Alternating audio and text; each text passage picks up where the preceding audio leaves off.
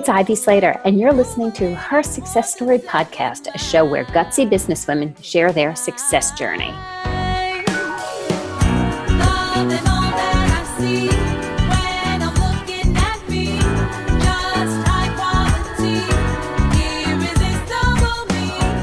Hi, it's Ivy Slater, and welcome back to Her Success Story.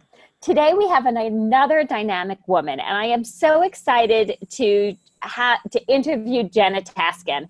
I had the opportunity to get to know Jenna through her company, Adapting Social, where Jenna is the Chief Content Officer.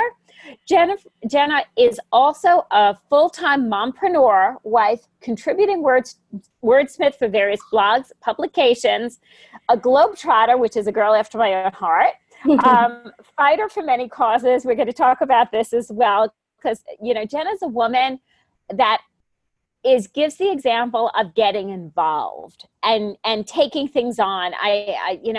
As I've gotten to know Jenna, I see Jenna and have gotten to know Jenna as a person who says yes to many things and sees unlimited possibilities versus what she can't do. So she's a leader in her own right. Thanks for being here, Jenna. Thank you so much for having me. I'm very excited. So first of all, so you're mompreneur. How old are what do we got here? I got one daughter. What's a family life? What's a family life here? I have one baby girl. She is going to be 2 in December, and she is awesome. She's my one child. She made me a mother. I'm learning everything about motherhood from her, and she's amazing. Oh, that's awesome. That's awesome. Yeah, she's very cool. And for the people who can't, you guys can't see Jenna. Jenna is like, she's a professional woman. She's, the woman with the suit and looking together and hot, and it's exciting. And the company she's part of is a really fast growing company. So my first question is, as a young mom and looking at the world through your daughter's eyes of what am I going to do when I grow up? And now all of a sudden you're CEO of Adapting Social. Mm. How did that transpire from being the little girl Jenna to being a COO? Yeah, so I think about that every day, actually. Everything I do is constantly what I want her to be proud of, probably even well before she was born. I grew up with a very, very entrepreneurial mom. And dad. They had their own business for 20 plus years, plus groups on the side. And I just was brought up in a household where I was supported to do anything I wanted to do. So very early on, I was 11 years old, writing as an intern for people in New York City that my mom knew. And she would say, Jenna's very passionate about writing.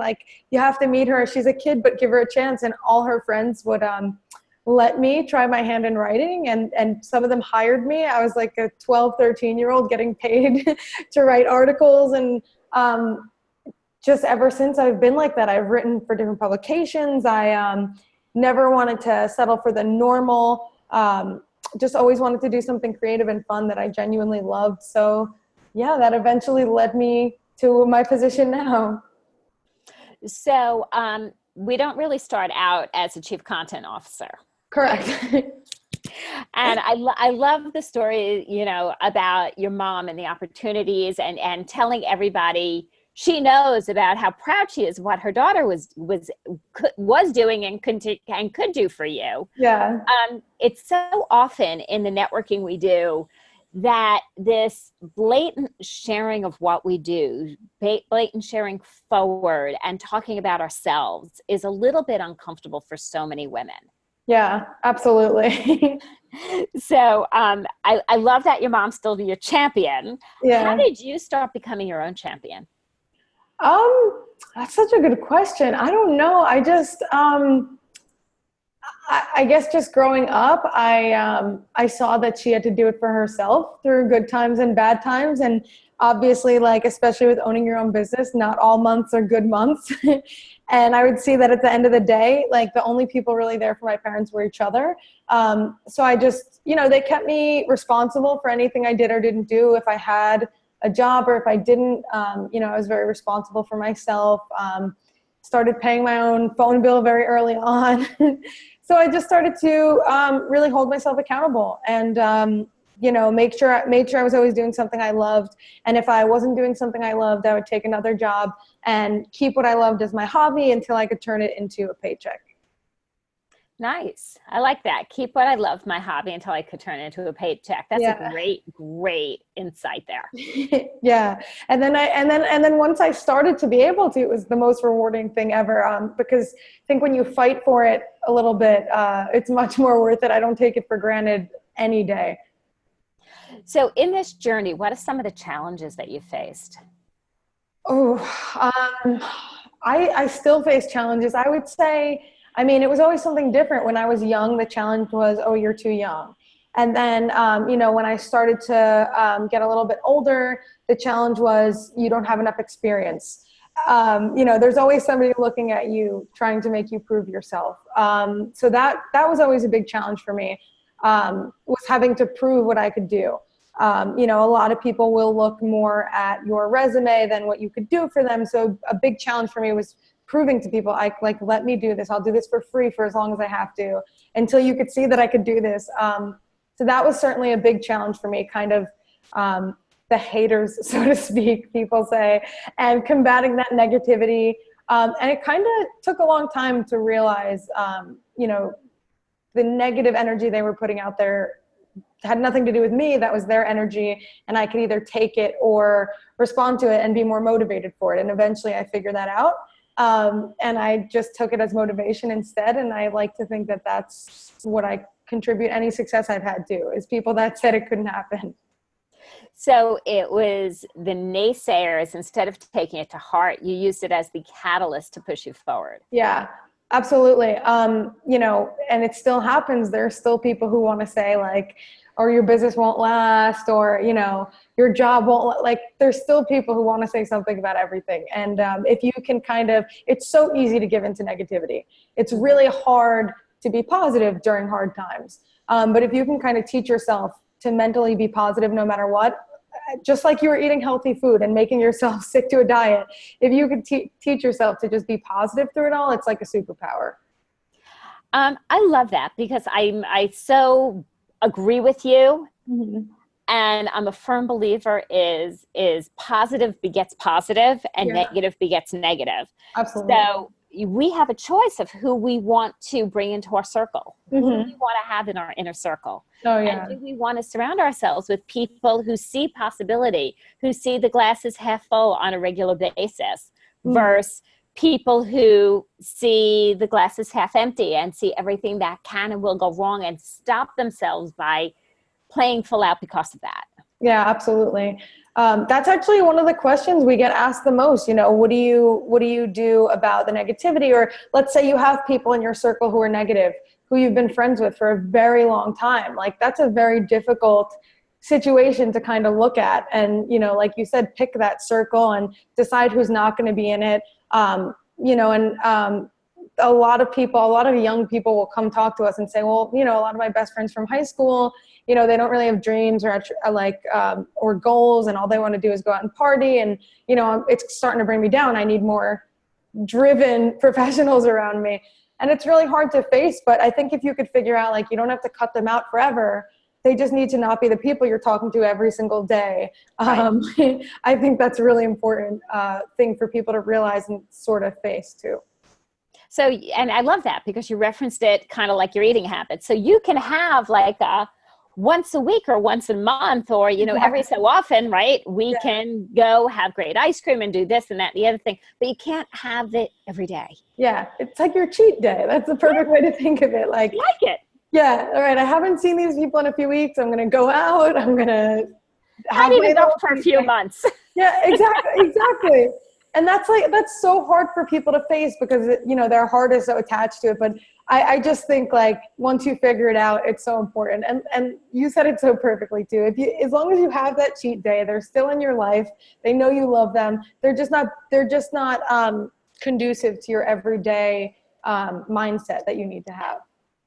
It's so true and so important. So important. So tell me,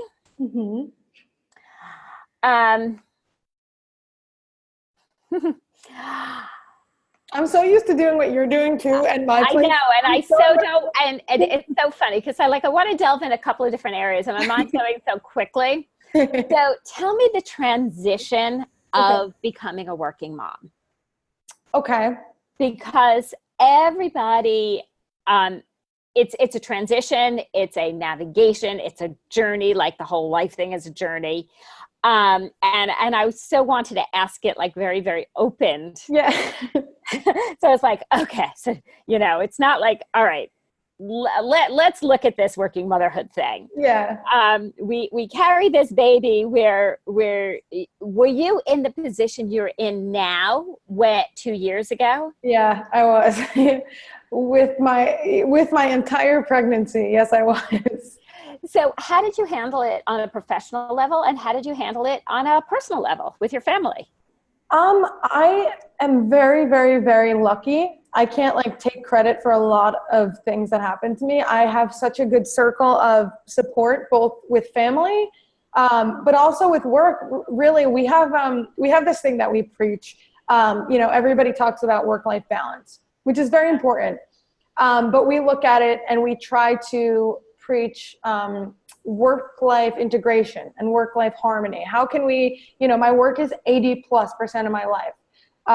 So my career is 80% of my life. So rather than making this cut and having 20% for my family, what if we integrated it and I don't have to feel like I'm choosing one after the other. If I could take my daughter to work with me if she's sick and I don't feel like taking her to daycare. I could work home with her if I feel like I haven't been spending a lot of time with her. If something happens, like I'm sitting outside her school and, she's not feeling well or she's crying, I don't have to sit in the car and panic and look for a babysitter because I know that my office and my work family is so welcoming that I could just say, okay, I'm just bringing her to my office. I keep a pack and play in my office just in case she comes here instead. So hold on there. So you're ready. So you're not scrambling. You've taken stress out of the scramble. Exactly. And you're ready, whether you're working from home, you're ready for a setup there. Whether your daughter's coming to work with you, you're ready for a setup here. Exactly. Whether you're in your normal routine. So you're eliminating a stress factor of, oh my goodness, I have to now go this, and that to adjust to here. Or if we're adapting social, to adapt to here, the situation that is. Exactly. And it really, I did struggle a lot growing up with anxiety. So I really early on realized what I needed to combat situations before they happen. Nice. So it really takes the anxiety out of the situation because there's no matter what if I play in my head, I know that I can handle it. I know that I could have adapting social home. I have a computer. I have a setup. I have everything I need. I know I could take Sienna here. I have everything I need for her. I have incredible people who pick her up and she calls them aunt and uncle. Even if I have a meeting, I don't have to panic because I know she'll sit in Megan's office, my CMO, who's one of my greatest friends. So being prepared and making the decision to integrate that instead of trying so hard to find room for both has really made a huge, huge, huge positive difference in my life. I love that. Thank you. Thanks for sharing it because I think it's a huge tip. Yeah. And so I'm sitting and giggling here because my kids are grown. My kids are 26 and 23. Mm-hmm. And I had this working mom morning, which I don't often have because they both have their own worlds. Yeah. And their own homes and have moved out. My daughter's staying with us for a couple of months while she's transitioning to move with her boyfriend. Mm-hmm. My son was home for a weekend. Her job, and this morning, which we recorded, guys, it's Monday morning that Jenna and I are on the recording, although we do drop her success stories on Mondays. You'll hear Jenna's episode in a few weeks from the recording. What was wild this morning is her office building had a water main break. So I was working from home. I had a client coming in. So I have a small WeWorks office. So clients I usually see when we do a big strategy, we do it here at a big round table and boards that I set up, etc. And so I didn't have the client coming into my office. My son is now home. He just left to go back to California. My daughter's office had a water main break. She goes, I need to work from the house today. My mom's in for the month of September with some family stuff. And it became a comedy routine of And just, I love what you're saying about work-life integration. And so we were just upfront with everyone. Yeah. This is how the day's going to go. Yeah. And when you stop fighting it, you remove the stress factor. Mm-hmm. The honesty and the transparency and just saying, hey, like, this is life. We are people. We're going to do it. It's going to be a little bit like wonky and out of the norm, but we're going to make it work. I definitely think that's so important. I love it. So, question for you.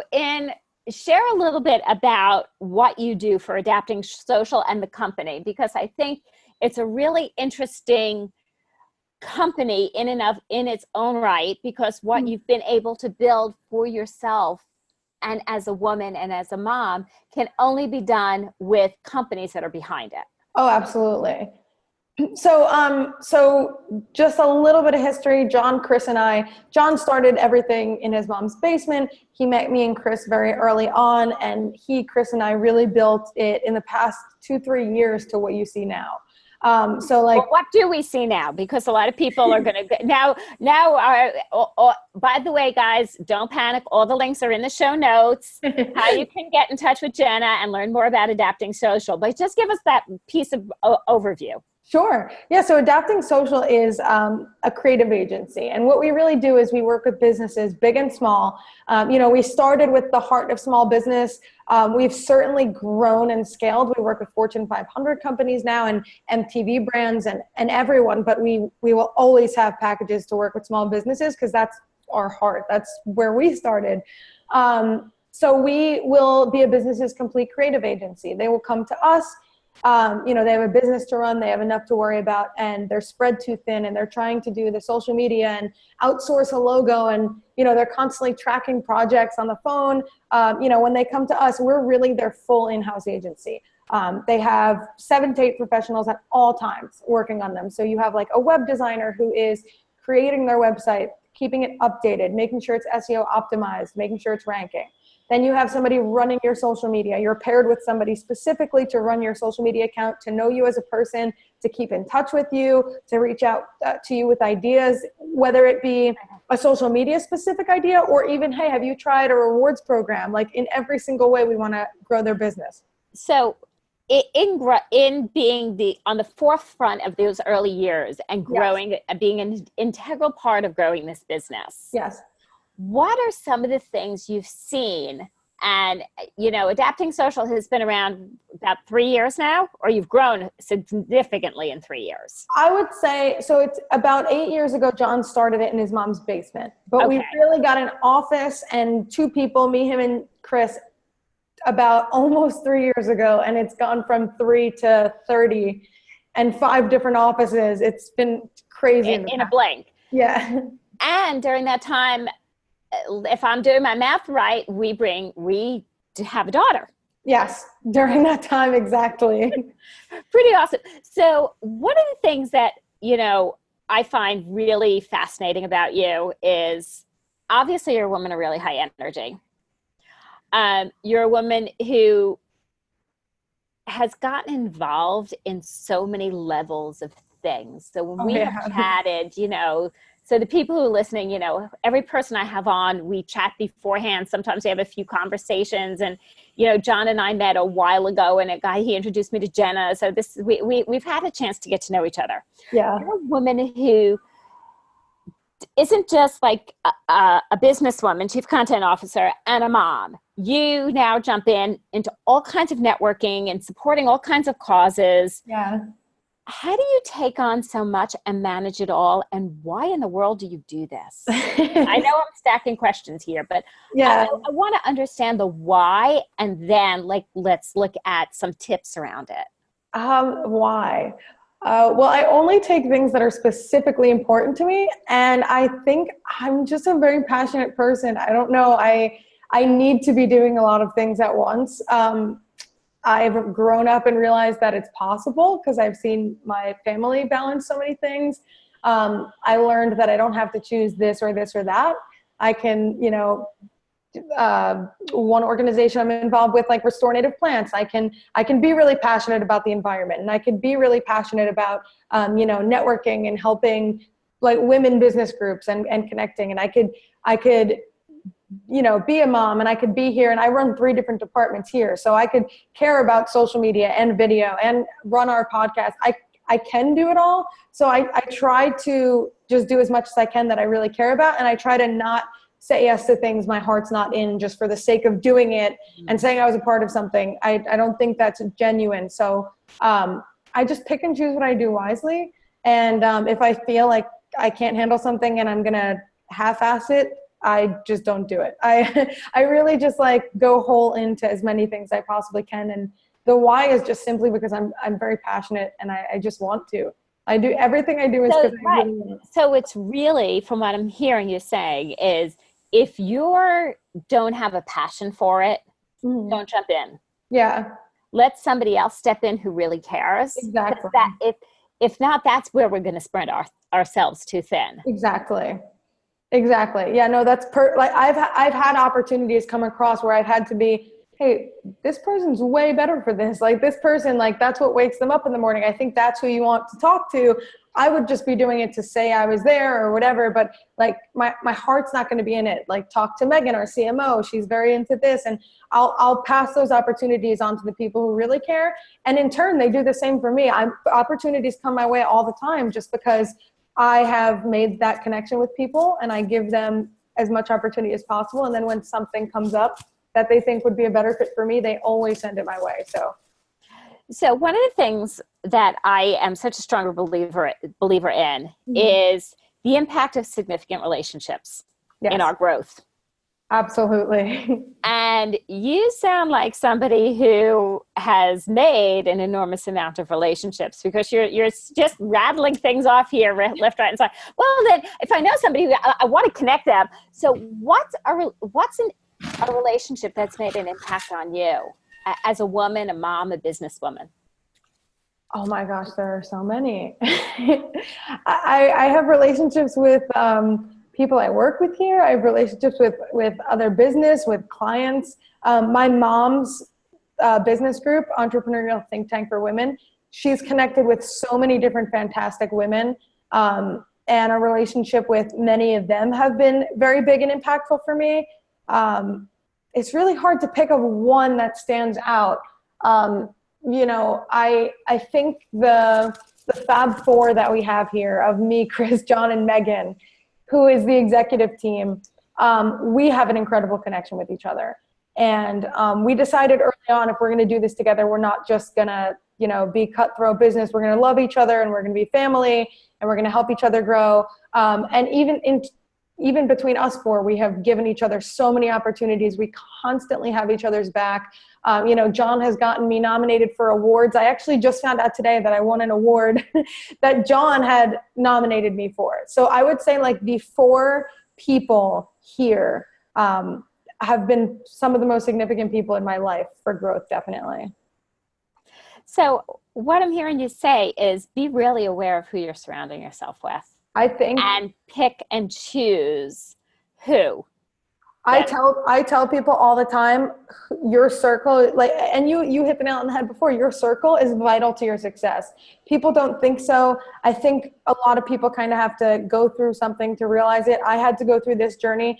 I do not talk to the same people I talked to 3 years ago, period. I look at my life and it has changed so much, but I'm so great. It had to happen. And I wish I knew even earlier. But who you surround yourself with does matter to your success. End of story. There's no way around it. I think the sooner people kind of tackle that and make those changes, the better. I am 100% with you. I have divorced girlfriends. Yeah. I've divorced friendships. I have taken pauses and created distance and really chosen who I want, who is in alignment of the woman I am, but the woman I continue every day to aspire to be. Yeah, absolutely. And that's who I want to surround myself with. Yeah. And that's such a brave decision to make. But once you do, you feel it change your life. Really do. Yeah. We have a large demographic of women listeners and a few great men out there. And thanks guys for always listening in. I've been listening too. I absolutely love it. Thank you. So tell me tips or advice for other, women, other moms, young, old, some men out there who are navigating and growing. What do you got for us? Oh, I have so much. And my phone is ringing. That's the authenticity of this. Yeah, exactly. I always tell people when something happens during a podcast, I'm like, listen, this is real life. This is important. This is not a cartoon. Exactly. This is not, I'm not going to edit this. Nope. This is real world. You and I have just taken a break from both of our busy days. Yeah. Yeah. And they haven't stopped. We have just said, okay, I'm going to do this. And sometimes I see people walking outside trying to see if I'm doing this. And that hasn't stopped, but I'm very focused on what I'm doing. There's good advice. That's key. Be as present as possible. Because I realized that I used to just, be very caught up in the day. And I feel like I couldn't, handle all that was happening at once. And, I just decided being present is extremely important. Make the meetings you say you're going to make. And if something happens, just be honest. People are people. I guess overall advice is just don't settle for anything. I just know so many friends and people who think that they have to do something, so they do it. Like they think they have to be stuck in this job, stuck in this marriage, whatever it might be. Somebody might have a kid and be very nervous that they have to work and they can't make it work. I have friends who are having children and they can't believe I make it work and they don't know what to do. And they're like, how can I be a mom and do this? And I just say, like, don't settle. Make the choice that feels right to you. If you want to be a stay-at-home mom, that's a perfectly respectful full-time job. If you feel that that's not going to make you content and you feel you still have to work, find a job that makes it possible. But I know there are plenty of jobs out there that make it not easy. There are a lot of jobs out there that it's almost impossible to get your child from the bus, to take them to daycare, to spend time with them. You just have to take a leap of faith and find a different job or create a job for yourself. There's so much opportunity right now to create something from nothing. So yeah, my advice would just be don't settle. I'm only where I am today because I didn't settle. There were many other opportunities. I left jobs that were comfortable on the spot because I was just like, there has to be more. Yeah, that's my big advice. It's silly, but I really that is what guides me every single morning. I feel if things feel right in my gut. If they don't feel right in my gut, I try to analyze why and really be very in tune with how I feel. And if I feel like I'm doing something I don't want to be doing or that is not comfortable, I figure out how to make it that way. Even if it just takes a giant unknown jump, it's better than being uncomfortable. I love that. And I'm also, you know what? I've been a working mom for 26 years. Nice. And, I have not felt that I have missed anything that I did not choose to miss. Yeah, that's amazing. And there were times that I stepped out of work to attend this, that, or the other things. And there's times I might have missed this, that, or the other thing for prioritizing. And so I believe in work-life priority. Gotcha. Is my phrase, because I also don't believe in balancing. I think balancing on a seesaw indefinitely is a very hard place to be, and I don't choose to live my life hard. Yeah. So there's times, you might have a business meeting or an event and you're going to show up there and your daughter's going to be well taken care of. And there's times you might miss this because there's something special in your daughter's world and that's where we show up. Yeah, that's amazing. And I think that's incredible advice to me and even to people early in their journey. When you go to when life has passed you by and you're 20, 30 years in the future, all that's going to matter is the decisions you've made. And if you made the ones that were right for you at the time, then you're good. You're in the clear. Regret is the hardest thing to live with. But if you could say, hey, I missed this and this, but I chose to, and I went to these more important things, and I had a healthy mix of both, and I experienced everything I wanted to, then you don't have that regret. And that's so important. I think so many people are scared of regretting. And that's why they are, kind of scrambling when making decisions. They're just so afraid they're going to regret something later. But I love the way you said that, because that's what I hope for myself in the future. I hope that's exactly how I could feel in 20 years sitting there. Well, you want to make a day for 20 years forward? I'm in. Yes, for real. I'm there. I will stick to it. I promise you. You know, I have absolutely loved being able to chat with you today. Share with our listeners a little bit how they can find out more about you, stay in touch, learn about Adapting Social. Yeah, I have so much going on. So this will maybe evolve in the future. Right now, the best place to stay tuned is on Instagram, just my name, Jenna Taskin. Adapting Social, I'm better on that than my own because I'm doing it 24/7. But if you follow at Adapting Social, I'm going live there all the time. I have plenty of YouTube videos connected to Adapting Social about things like this, about being a mom, about SEO and more technical things to grow your business. So definitely the best place would be to follow Adapting Social. You can connect with me personally at Jenna Taskin as well. I literally live to meet new people. I love it. So please say hello to me. Awesome. And everything you need is in the show notes, ladies and gentlemen. Remember to subscribe to Her Success Story. Remember to leave a review. We could give you great interviews if we know what's impacting you. Without having any knowledge, we can't give you what helps. So on that note, Jenna, thank you so much for joining me today. Thank you so much for having me. I was very, very excited for this opportunity, and it was lovely. Thank you. And Jenna and I are going to be talking more and doing some more collaboration and fun stuff in the future that I'll be looking forward to sharing with our listeners. So remember, please subscribe to Her Success Story, and we will see you next week with more great interviews and great content coming your way.